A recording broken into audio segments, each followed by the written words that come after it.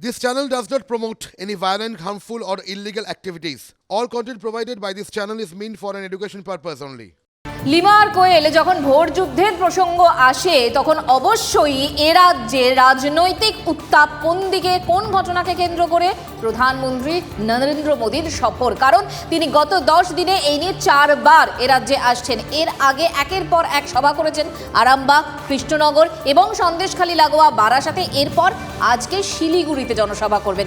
এবং উত্তরবঙ্গ এই মুহূর্তে অবশ্যই বিজেপির কাছে একটা শক্ত ঘাঁটি, কিন্তু একেবারে সাম্প্রতিক অতীতে যে সমস্ত নির্বাচনগুলো হয়েছে তার মধ্যে অবশ্যই ধূপগুড়ি উপনির্বাচন রয়েছে, তার মধ্যে অবশ্যই পঞ্চায়েত নির্বাচন রয়েছে, সেগুলোতে কিন্তু আশানুরূপ ফল হয়নি।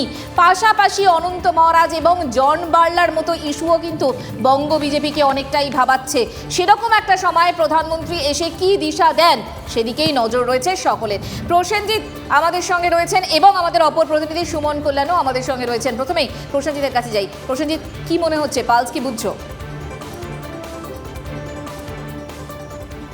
একদম, দেখো আর কিছুক্ষণ পর বিকেল 3:30 নাগাদ প্রধানমন্ত্রী আসাম থেকে বাগডোগরা বিমানবন্দরে এই সভাস্থলে আসবেন। আমার পেছনে এই যে সভামঞ্চ, এখানে প্রথমে সরকারি সভা এবং শিলান্যাস সভা এবং ঠিক তার বাঁ দিকে এই যে মঞ্চ, সেই মঞ্চ থেকে কিন্তু মূলত যে জনসভা বিজেপির তরফে দলীয় জনসভা করা হবে, সেই সভায় যোগ দেবেন মোদী। এবং উত্তরবঙ্গের আশেপাশের যে বিভিন্ন জেলার কয়েক লক্ষ বিজেপি কর্মী সমর্থকরা ইতিমধ্যেই হাজির হতে শুরু করেছেন। আজকে উত্তরবঙ্গে প্রধানমন্ত্রীর জনসভা রয়েছে এবং সেই সভাতে কি বার্তা দেন প্রধানমন্ত্রী সেদিকে নজর রয়েছে সকলের। এবং এই যে সভা, সেই সভার অন্যতম আকর্ষণ কে হতে চলেছেন?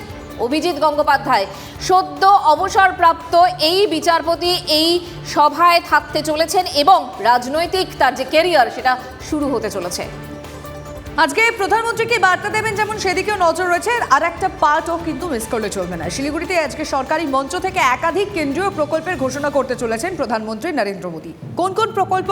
সুমন কল্যাণ আমাদের রিপোর্টার এই বিষয়ে ডিটেল জানাবেন। সুমন।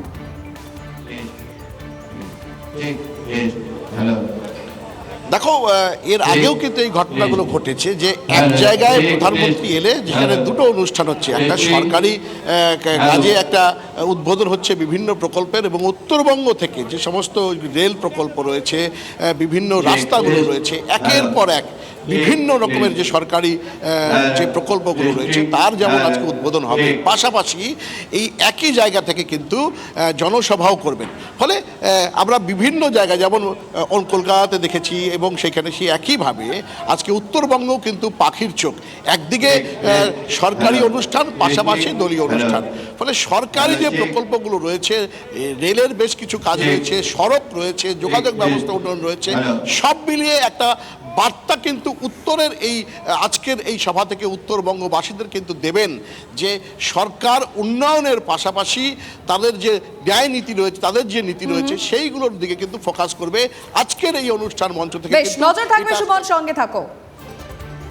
প্রসেনজিতের সঙ্গে আবারও যোগাযোগ করতে পেরেছি আমরা। প্রসেনজিৎ, কথা বলছিলাম আমরা যে এই মুহূর্তে তুমি দেখাচ্ছিলে যে প্রস্তুতি এবং অবশ্যই প্রধানমন্ত্রী থেকে কি শুনতে চাইছেন সেখানকার বিজেপি কর্মী সমর্থকরা, কতটা উৎসাহ উদ্দীপনা দেখতে পাচ্ছ?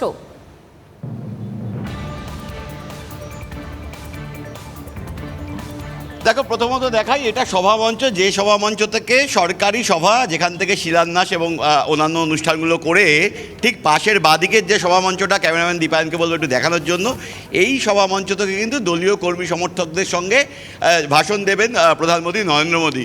কিন্তু যে বিষয়টা আমি বলছিলাম যে উত্তরবঙ্গ বিজেপির শক্ত ঘাঁটি, কিন্তু বেশ কিছু সমস্যাও রয়েছে। কুচবিহারে অনন্ত মহারাজ বেসুরো গাইছেন, আলিপুরদুয়ারে জন বার্লা বিদ্রোহী টিকিট না পেয়ে, এছাড়া অন্য আরও বেশ কয়েকটি আসরে কিন্তু একাধিক দাবিদার রয়েছে, তার মধ্যে দার্জিলিং অন্যতম। এই জায়গায় দাঁড়িয়ে একটু আগেই সুকান্ত মজুমদার এই সভাস্থল পরিদর্শন করতে এসে জানান যে এই বিদ্রোহ বিক্ষোভ আপাতত মিটেছে, জন বার্লা, অনন্ত মহারাজরা আজকে এই মঞ্চে আমন্ত্রিত, বিচারপতি, প্রাক্তন বিচারপতি অভিজিৎ গাঙ্গুলি তিনিও আমন্ত্রিত, তিনি ভাষণ দেবেন এই মঞ্চ থেকে। ফলে সব মিলিয়ে উত্তরবঙ্গে বিজেপির শক্ত ঘাঁটিতে ঐক্যের ছবিটা তুলে ধরা এই বিজেপির কাছে এই মুহূর্তে সবচেয়ে বড় চ্যালেঞ্জ। মোদীজি আসছে এবং আরো একটা খবর, এই ঐক্যের ছবিটা অন্তত উত্তরবঙ্গের মাটিতে সামনে আনতে পারে বা প্রতিষ্ঠা করতে পারে, সেদিকে আমাদের নজর থাকবে। প্রসেনজিৎ, সঙ্গে থাকো। একেবারে উত্তরে আজকে প্রধানমন্ত্রী কি বার্তা দেন নজর সেদিকে থাকবে। তবে ইতিমধ্যে ঝাড়গ্রামে সেখানে আবার ভোটের মুখে বিজেপি সাংসদ কুনার হেমব্রম তিনি দল ছাড়লেন। শুক্রবার রাতে তার দল ছাড়ার কথা তিনি ঘোষণা করেছেন এবং চিঠি দিয়ে জানিয়েছেন যে এটা তার ব্যক্তিগত কারণ, সেজন্যই তিনি দল ছাড়ছেন। তবে এখনই অন্য কোনো দলে তিনি যোগ দিচ্ছেন না বলেও বলেছেন কুনার হেমব্রম। আমরা এই নিয়ে কথা বলি।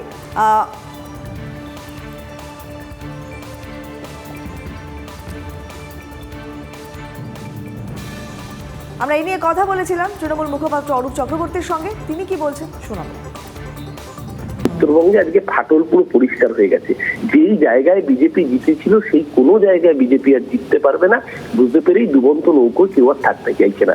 ডুবন্ত নৌকো থেকে সব একে একে ঝাঁপ দেবে। শুভেন্দু অধিকারীর মতো অর্বাচীন নেতারা যত বাজে কথা বলেছেন মমতা বন্দ্যোপাধ্যায়ের সম্পর্কে, বাংলার মানুষ সেগুলো ভালো চোখে নেয়নি।